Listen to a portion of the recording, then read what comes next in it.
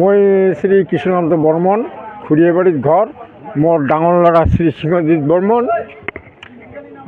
26 মাৰ্চত বাংগালোৰৰ পৰা আহি থাকোঁতে মানে ট্ৰেইনতে নোহোৱা হৈ যায় আৰু কি। তেওঁৰ মোবাইলটো হেৰাই যায়। পিছত যেতিয়া মই মানে পুলিচত কেছ দিলোঁ, আমাৰ কোকৰাঝাৰ SP ডাঙৰীয়াৰ মহোদয়ৰ ক্ৰাইম ব্ৰাঞ্চৰ পৰা সেই মোবাইলটো বিহাৰত গৈ উদ্ধাৰ কৰে আৰু কি। কিন্তু মানুহটো আজিলৈকে কোনো খবৰ নাই।